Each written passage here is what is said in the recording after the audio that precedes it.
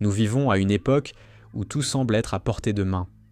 L'information, le divertissement, la connexion sociale, tout est disponible en quelques secondes. Nous n'avons jamais eu autant de ressources, autant d'options, autant de distractions. Et, paradoxalement, nous n'avons jamais été aussi démotivés. Cette apathie croissante, qui touche des millions de personnes à travers le monde, est souvent interprétée comme de la paresse, un manque de discipline, ou même une faiblesse morale. Mais et si cette conclusion était erronée ? Et si le problème n'était pas l'absence de motivation, mais l'excès de stimuli qui étouffe toute possibilité de connexion authentique avec soi-même ? C'est exactement la thèse que de nombreux chercheurs contemporains défendent et qui résonne profondément avec la pensée de Viktor Frankl, un psychiatre autrichien et survivant des camps de concentration nazis. Frankl a vu sa famille exterminée à Auschwitz et a passé des années à côtoyer la mort, la faim et la brutalité. Pourtant, il a réussi à trouver en lui une force qui ne venait pas du plaisir ou de l'espoir de la liberté, mais de quelque chose de bien plus profond, le sens. Pour Frankl, l'être humain est mu avant tout par une volonté de sens.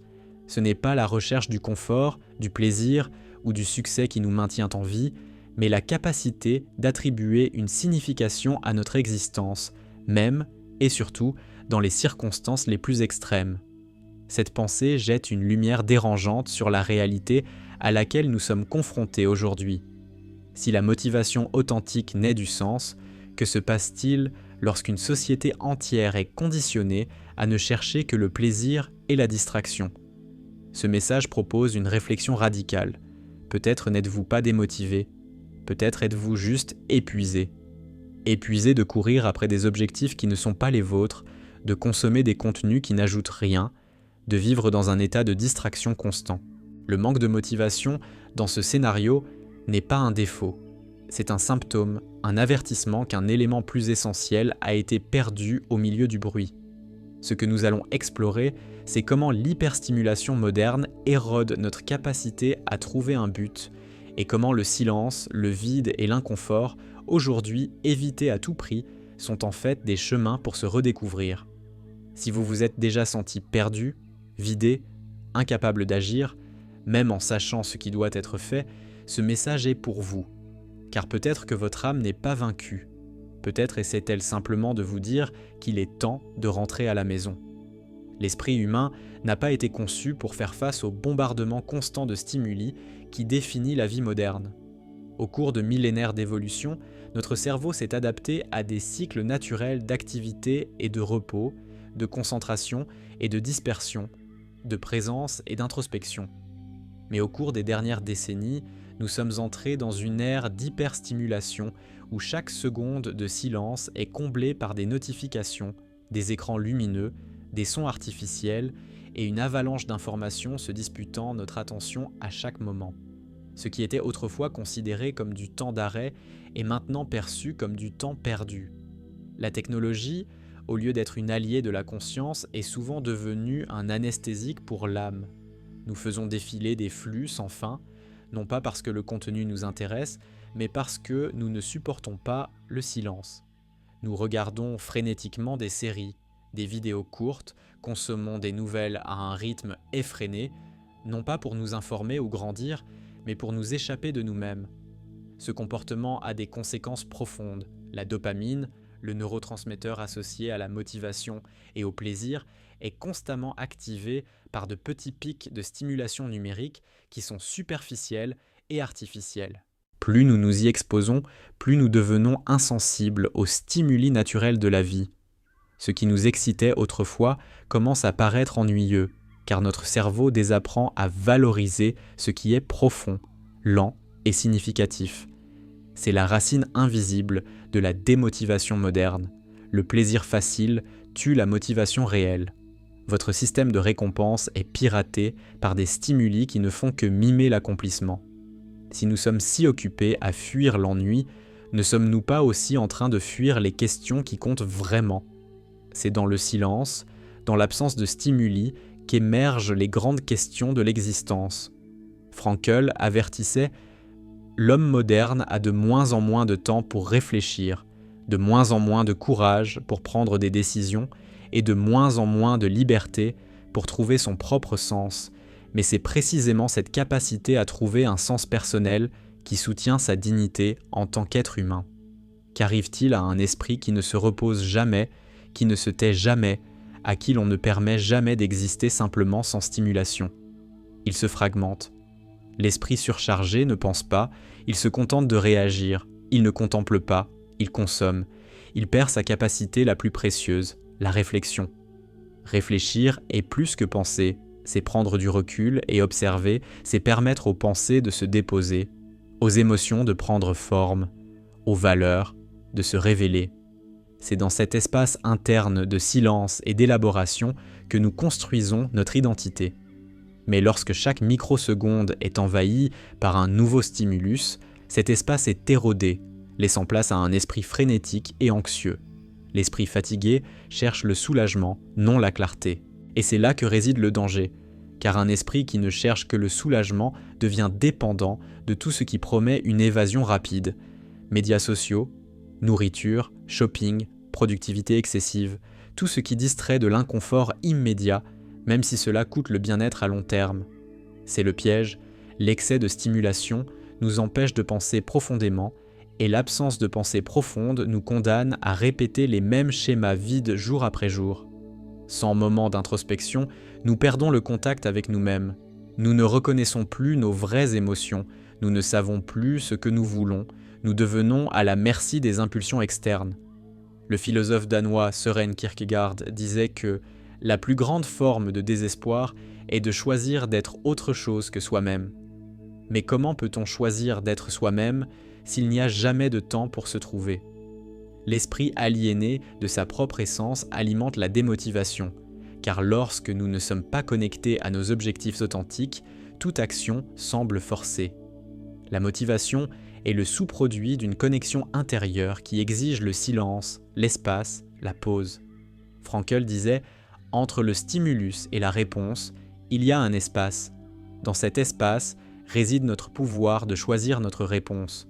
Dans notre réponse réside notre croissance et notre liberté. » Mais que se passe-t-il lorsque cet espace est détruit et qu'il n'y a plus de choix, mais seulement une réaction automatique? Il est courant d'entendre des phrases telles que « je me sens bloqué »,« je n'arrive à rien faire, j'ai l'impression que quelque chose me vide de l'intérieur ».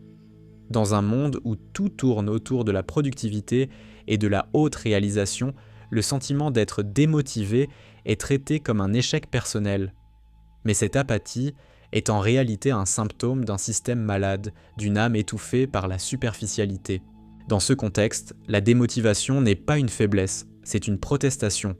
C'est le cri étouffé d'une psyché qui ne peut plus courir après des objectifs vides et des stimuli qui promettent le bonheur, mais ne livrent que le vide. C'est l'effondrement silencieux de quelqu'un qui est fatigué d'agir sans but. Le symptôme de la démotivation révèle que nous essayons de forcer le mouvement là où il manque de sens, en utilisant un faux carburant. La paralysie survient non pas parce que nous sommes incapables, mais parce que nous sommes déconnectés de ce qui nous meut réellement. L'âme dit « Nous devons rentrer à la maison ». Frankl l'a averti, lorsqu'une personne ne trouve pas un sens profond à la vie, elle se distrait avec des plaisirs. Mais la distraction n'est pas l'accomplissement. Le problème n'est pas le manque de mouvement, mais le manque de direction. Ce dont nous avons besoin, ce n'est pas de plus de productivité, mais de reconnexion. L'idée fondamentale de Viktor Frankl est que la vraie motivation ne naît pas du confort, mais du but. Dans l'une des périodes les plus sombres de l'histoire humaine, Viktor Frankl a survécu aux horreurs des camps de concentration. Il a vu des hommes perdre tout, mais a identifié quelque chose de surprenant. Certains réussissaient à conserver l'étincelle de vie parce qu'ils avaient encore un pourquoi. Il a appelé cela la volonté de sens et en a fait le cœur de sa psychothérapie, la logothérapie. Pour Frankl, la pulsion la plus profonde des êtres humains est de trouver un sens à leur existence. Lorsque ce sens fait défaut, le vide existentiel surgit, le même vide que nous camouflons aujourd'hui avec des distractions et des stimuli incessants. L'aspect le plus impressionnant est la réalisation que le sens peut être trouvé même dans la douleur et la souffrance extrême. La vie ne cesse jamais d'avoir un sens, disait-il, même face à la souffrance inévitable. Il inverse la logique moderne. Souvent, c'est en agissant avec sens que nous redécouvrons la force. Le sens n'est pas un luxe, c'est un besoin psychologique fondamental. Si la motivation dépend du sens, son absence est un signe de déconnexion avec ce qui compte vraiment, intensifié lorsque nous vivons pour des objectifs vides. Frankl nous invite à poser la question essentielle. Pourquoi est-ce que ça vaut le coup de se lever ? Dans ces mots, l'homme est capable de supporter n'importe quel comment, pourvu qu'il ait un pourquoi. Ce pourquoi n'a pas besoin d'être grandiose. L'essentiel est qu'il soit authentique, qu'il vienne de l'intérieur, qu'il vous connecte à quelque chose de plus grand que l'immédiateté du présent. Dans une société où l'absence de stimulation est presque considérée comme une menace, parler de silence est une hérésie. Le silence nous confronte. Il nous oblige à écouter ce que nous avons évité, nos pensées chaotiques, nos douleurs, nos questions inconfortables. Pourtant, c'est précisément dans ce territoire hostile que réside la clé de la reconnexion. L'humain moderne a été conditionné à craindre le vide, ne supportant pas d'attendre ou d'être seul. Mais ce vide, cet espace non rempli, est une invitation à faire une pause, observer, se réorganiser. Ce n'est que lorsque le bruit cesse que nous pouvons entendre la voix de la conscience et que l'essentiel peut émerger. Frankl disait que pour répondre à la vie, il faut d'abord écouter. L'écoute, dans ce monde saturé, est devenue un art oublié, car nous sommes devenus sourds à notre propre appel intérieur, subtil et murmuré. Dire non à ce qui n'est pas essentiel peut sembler inconfortable, mais cet inconfort est un présage de clarté. Car avant la motivation vient le silence, avant l'action alignée vient l'écoute honnête, et avant le but vient la confrontation. L'inconfort que nous ressentons en l'absence de stimulation n'est pas l'ennemi. Il a le début du processus de réintégration. Comme l'a écrit Frankl, chacun de nous doit trouver dans sa propre vie un sens unique, une mission qui est la sienne. Chacun est irremplaçable. Mais comment entendre cette mission si nous ne nous arrêtons jamais pour écouter ? Il arrive un moment où l'on ne peut plus continuer à vivre en pilote automatique. C'est le moment de la rupture. Et paradoxalement, c'est aussi le point de départ, car c'est lorsque nous cessons de chercher à l'extérieur ce qui ne peut être trouvé qu'à l'intérieur que nous commençons enfin à nous mouvoir dans la bonne direction. La vraie motivation n'est pas bruyante, elle émerge lorsque vous entrez en contact avec ce qui est non négociable en vous. Vos valeurs les plus profondes, vos rêves oubliés, votre vérité la plus brute. C'est une force silencieuse mais implacable. Cela ne demande pas d'héroïsme, cela commence par le simple, éteindre le bruit, jeter un regard honnête sur soi, par le petit acte de dire « ceci ne me sert plus ». Il faut arrêter la course frénétique dans toutes les directions et commencer à marcher vers l'intérieur. C'est dans cet espace interne que le but prend forme. C'est là que vous commencez à agir non par obligation, mais par sens, non par impulsion, mais par choix. Non pour vous échapper, mais pour exprimer qui vous êtes vraiment. La démotivation est une invitation à cesser de vivre en surface et à plonger dans ce qui est réel. Viktor Frankl a survécu à l'enfer et en est ressorti avec une vérité puissante. Tout peut être enlevé à l'homme, sauf une chose, la dernière des libertés humaines, celle de choisir son attitude dans n'importe quel ensemble de circonstances, de choisir sa propre voie.